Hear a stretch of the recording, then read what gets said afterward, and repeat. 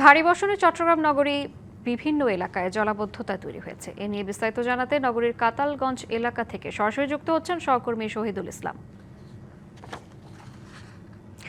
শহীদ, বৃষ্টি হলে জলাবদ্ধতা, কি বলছেন নগরবাসী, তাদের ভোগান্তি সম্পর্কে জানাবেন। চট্টগ্রামে সকাল ৯টা পর্যন্ত আবহাওয়া অফিস থেকে যে রেকর্ড করা হয়েছে সেখানে রেকর্ড পরিমাণ বৃষ্টিপাত এই মৌসুমে হয়েছে ৩৩৩ মিলিমিটার বৃষ্টিপাত তারা রেকর্ড করেছে। আমরা দেখেছি এই বৃষ্টিপাতের ফলে আসলে চট্টগ্রাম নগরের নির্মাঞ্চলগুলো যে এলাকাগুলো রয়েছে, বিশেষ করে নির্মাঞ্চল, সেগুলো আসলে অলমোস্ট ডুবে গিয়েছে বলা যায়। আমরা দেখতেই পাচ্ছি আপনি এখানে কোমর পরিমাণ পানি এবং কোথাও হাঁটু পরিমাণ, কোথাও কোমর পরিমাণ পানি। এতে করে জনদুর্ভোগ সৃষ্টি হয়েছে। বিশেষ করে কাতালগঞ্জ যে এরিয়াতে আমরা এখন আছি সেখানে বেসরকারি হাসপাতালগুলো রয়েছে।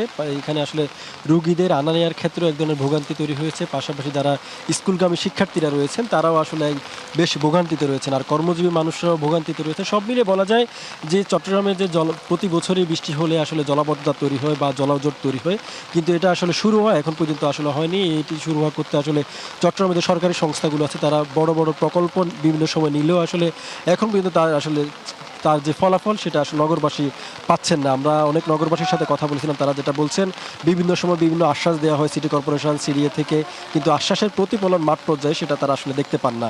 আমরা কথা বলেছিলাম চট্টগ্রাম সিটি কর্পোরেশনের মেয়র, তিনি এখানে এসেছিলেন।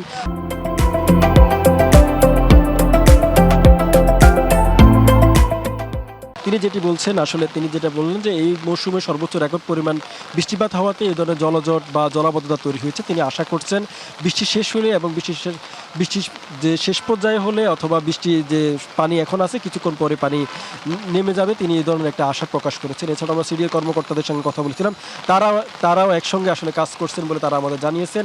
এবং আমরা দেখতে পেয়েছি এখানে নগরবাসী যেটি বলছেন যে বিভিন্ন যে শিক্ষার্থীরা যেটি বলছেন যে আসলে বিভিন্ন সময় এই ধরনের আশ্বাস দেওয়া হয় সিটি কর্পোরেশন অথবা সিডিএ থেকে, কিন্তু আশ্বাসের প্রতিফলন আসলে তারা মাঠ পর্যায়ে সেটি দেখতে পান না। তবে এটা তারা এবার আশা করছেন যাতে একটা স্থায়ী সমাধান হয়, সেজন্য তারা আসলে সরকারি যে সংস্থাগুলো আছে সেই সংস্থার প্রধানদের নিকট আসলে একটা আবেদন জানিয়েছেন।